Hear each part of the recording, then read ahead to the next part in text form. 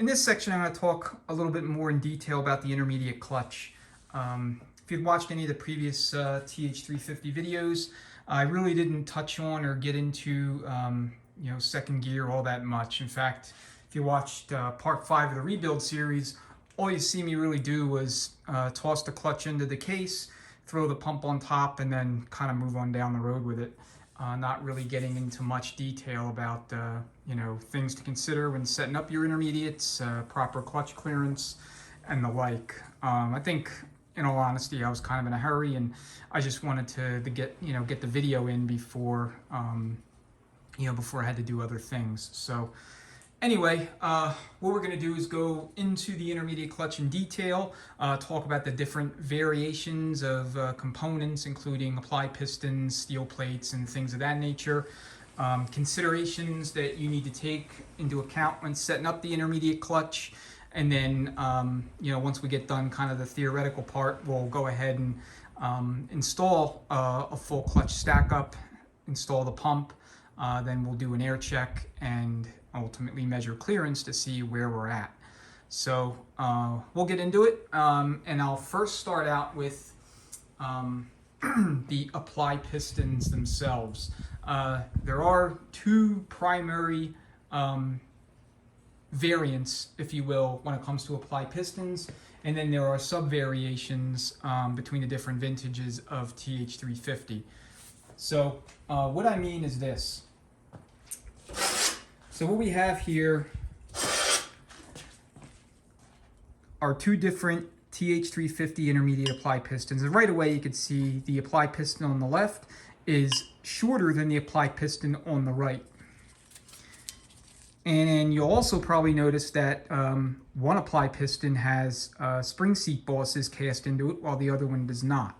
So the piston here on my right is out of a TH350 that went in behind a vehicle equipped with a V6 engine.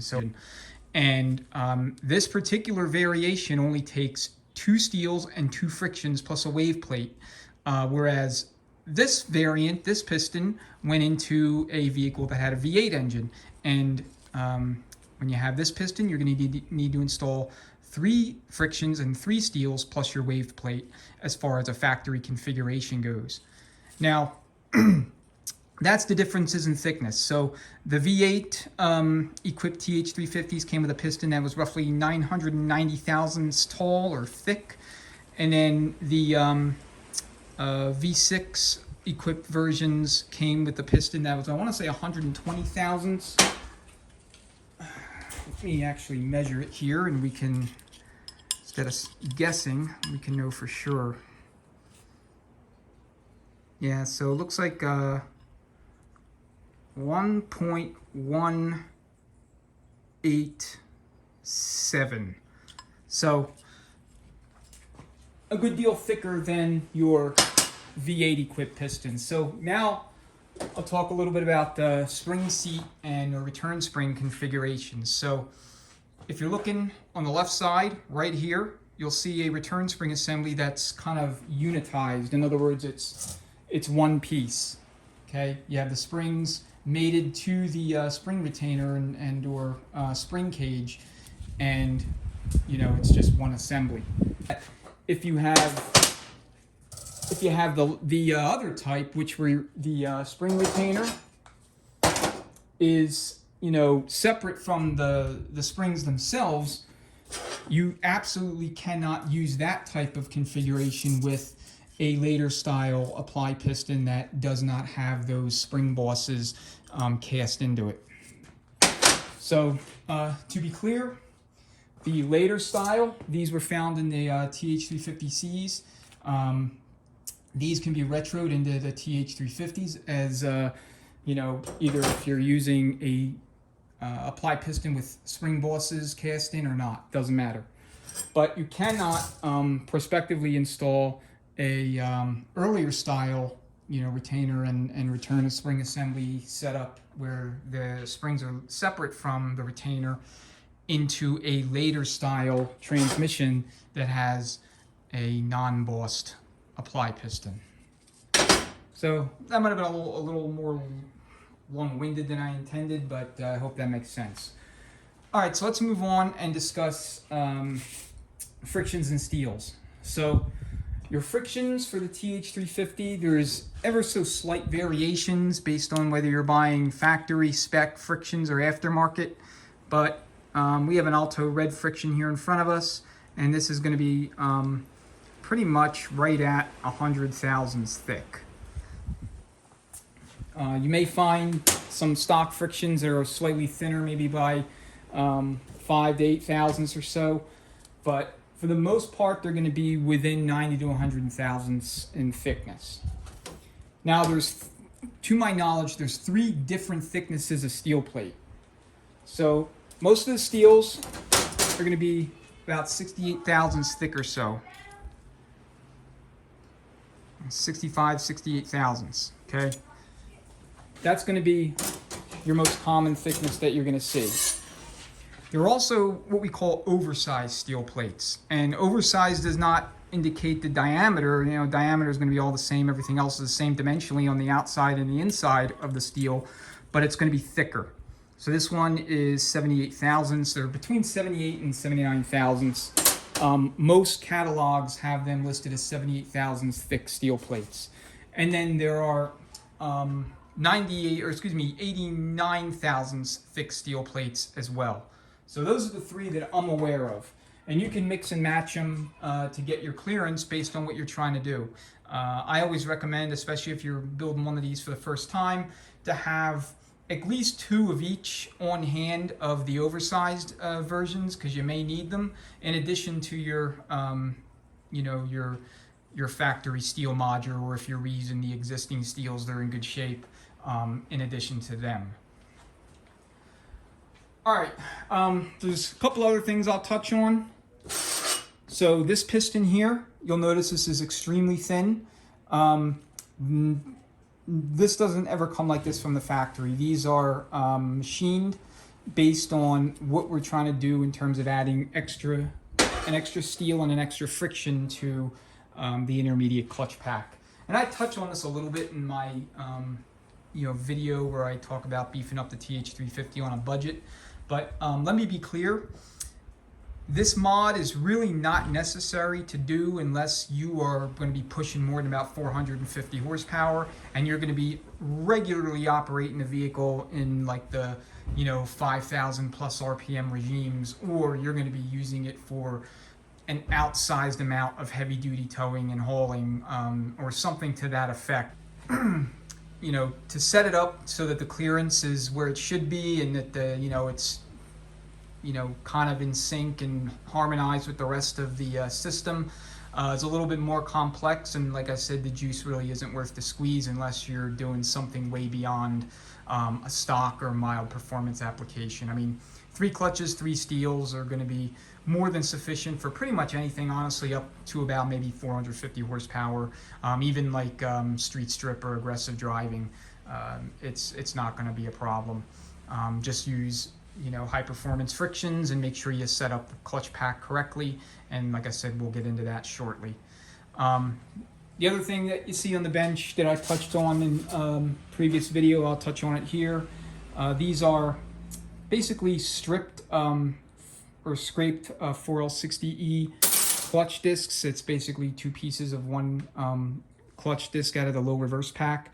You can use these under the apply piston if you need to make up for clearance and you don't have an oversized steel plate that you can use in lieu of doing something like that. All right, let me get set here. I'm gonna go ahead and put the pump assembly here back together. I'm gonna install the Bost standard issue intermediate piston for a V8, and then we'll do a basic 3 clutch 3 steel stack up, and then we'll install everything and then measure clearance and do a quick case air check, and then that should give you some good insight as to what we're going to do with the clutch pack.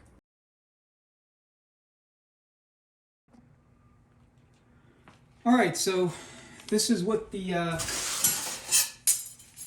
stack up is going to look like. Okay, so you have your pressure plate, and then your top friction, steel, bottom steel, or, well, I guess front steel, and then your waved plate. All right. I know I mentioned this before, but do not be tempted to leave this out or substitute another steel plate in its place. The reason I say that is because when you shift from first to second, it's really a timing event where the clutch pack, when it's fully applied, it's got to be in sync with when this sprag bites and holds. Okay, the waved plate basically facilitates that timing so that it's correct, and it absorbs what would otherwise be a 100% shock load of that clutch hitting this sprag in this race. These races are already vulnerable. If you're going to do anything to your TH350, even if it's just a stock build, I recommend you spending a little money installing a hardened or heavy duty outer race, because the factory pieces are brittle. In fact, they were over hardened. So hardened is not the correct term. The correct term is heavy duty.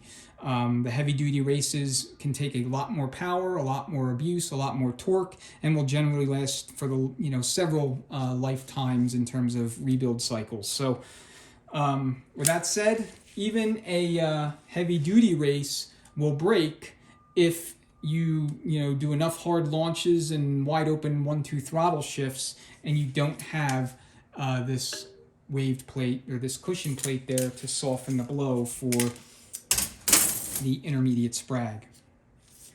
All right, so we're looking at the transmission from the 9 o'clock position. What you want to do is, you see these two lugs here, you want to place them here.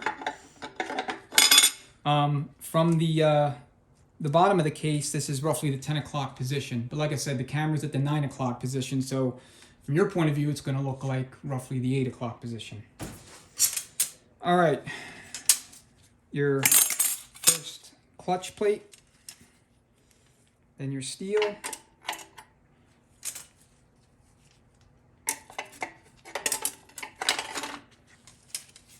and the friction, and then the steels. Let me kind of point out how to put the steel plates in. I mean, same basic principle, but you want to make sure that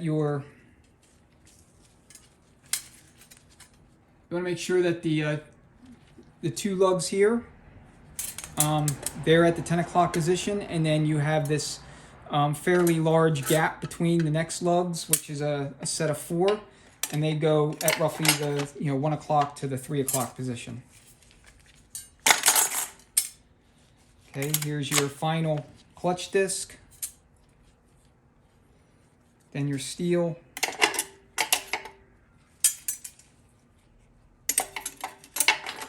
and then your wave plate. All right, so you got roughly about a 1/4 of an inch of straight splines before it bevels, maybe 3/16 of an inch, somewhere in there, but it's enough so that this friction here does not come into direct contact with the return spring assembly on the pump when the pump's installed.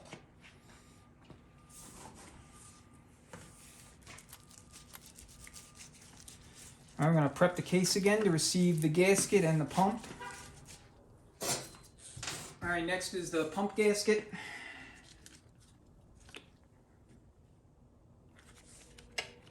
And put it upside down.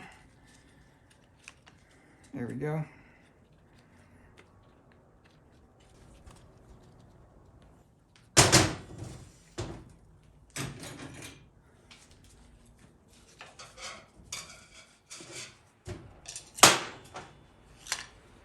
All right, just carefully set the pump in.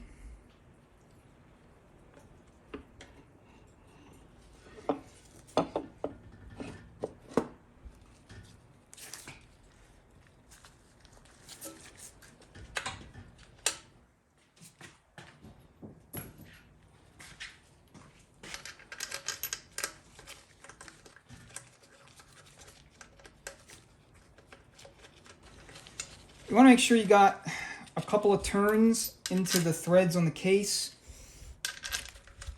So use like a screwdriver like this to kind of wiggle the pump back and forth just so you can get, get everything centered.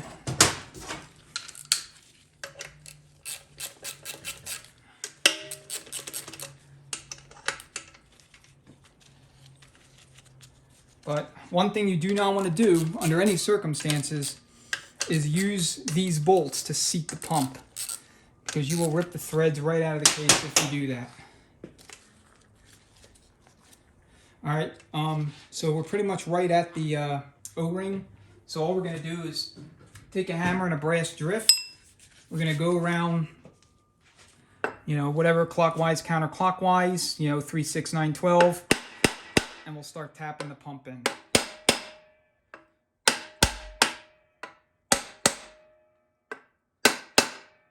And you'll know it's fully seated when the tone changes, so it won't feel like as much of a hollow thunk as a very flat, very flat, solid sound. Hear that? This part of the pump is fully seated on the case surface. Same there. Same with that. Same with that.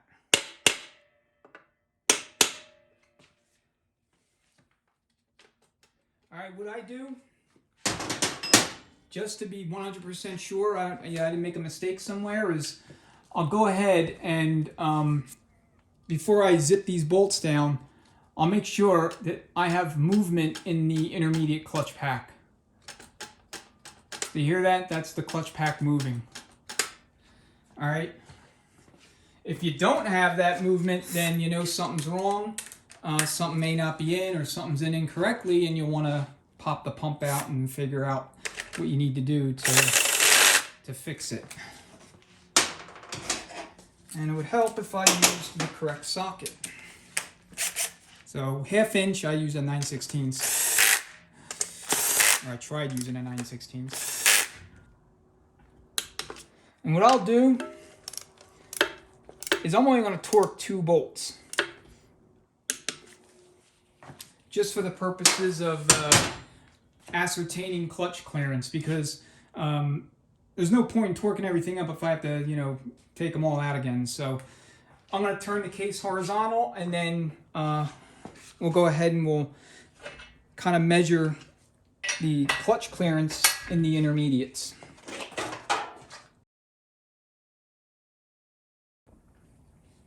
All right, so we have everything set up to do an air check and a clutch clearance measurement.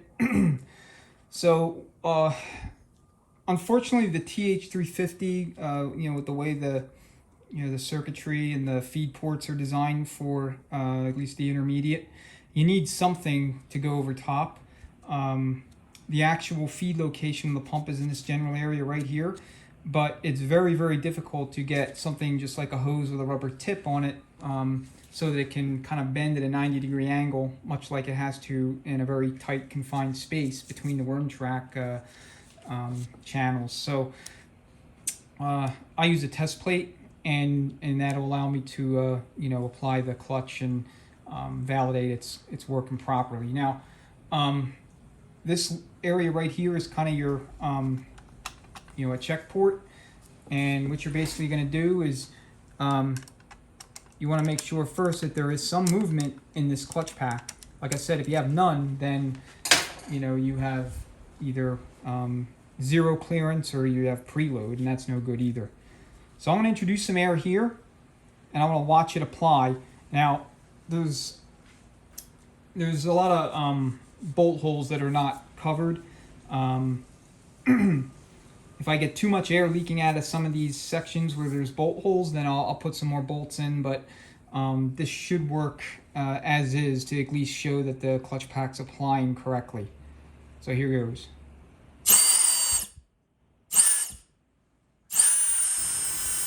So here's the gap, and I can already tell, I'll zoom in a little bit now. I'm already tell that I have way too much clearance in here, but this is going to give you an idea of the gap in there. And I'm probably going to take this out, tighten it up a little bit, but when it comes to clutch clearance, a good rule of thumb for this transmission is you want to see between 17 and 20 thousandths of clearance per friction. So for this pack, where we're doing 3 clutches, we want to see between 50 and, you know, around maybe 60 thousandths or so of an inch. So that's kind of what we're going to shoot for. I think I'm way high. I'm probably close to 80 thousandths, and that's a little too much. You could be a little bit on the high side. However, you don't want to have this much clearance, because then you're going to have a slip or kind of a flare shift when you go 1-2 it wide open.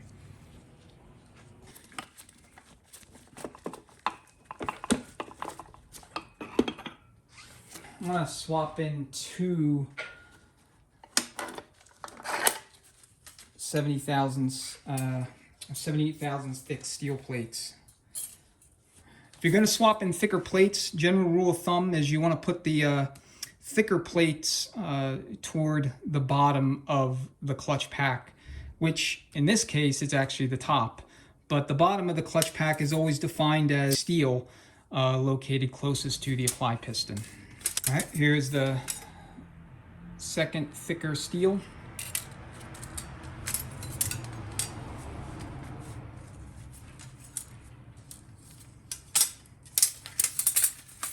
Okay, let's reinstall everything. All right, when I put the pump in this time, I'm going to torque all the bolts.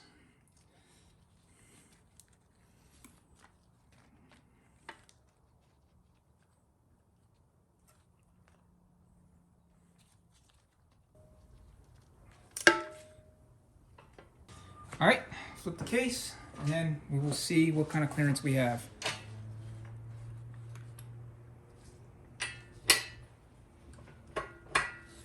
I'm going to reposition the camera so you can have a look. So I'm going to go in with the same 60 thousandths. See if it will allow me to slip the. Basically, it's 2 gauges. It's 30 thousandths, 29 thousandths, so 59 thousandths. So let's see if it'll allow me to slip these 2 in there. Okay, it will, but it's snug. So now I'm going to go and do 50 thou, which is, I'm going to do 25 and 26, so 51 thousandths.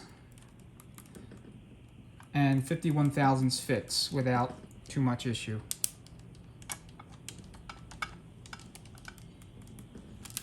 Okay, so I'm confident that this is correctly set up. So we'll spin the input shaft, make sure we don't feel anything weird.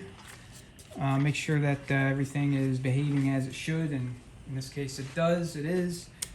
We'll do another quick air check.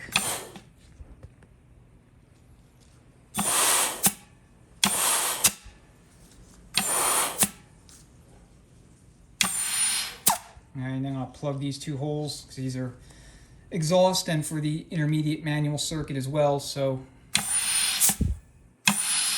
there we go, that's what we want to see. And here, good positive apply and positive return. All right, so that's the intermediate clutch pack. Again, I apologize for not going into more detail when we were doing the main rebuild series, but wanted to put this together so that you had the extra context and you know, a little bit more insight into how to set this clutch up correctly, and all the different things you need to consider and things you need to be aware of when it comes to putting together the intermediate clutch for a TH350. And this is the same TH350 non-lockup, TH350 lockup. You know, as far as clearances and what you try to manage to, there's no difference whatsoever, you know, in that regard. The differences are in the parts themselves. The TH350Cs will have that unitized return spring assembly, and the intermediate piston without the spring seat bosses cast into it. So if you're going to run that piston in an earlier version, you're going to also want to run the corresponding return spring assembly. You cannot run the loose style setup where the springs are, not attached to the retainer plate if you're going to run a later style apply piston without the without the spring bosses. So anyway, thanks again for watching. Appreciate it. If you have any questions, go ahead, leave them below, and I'll try to get to them as soon as I possibly can. Thank you again.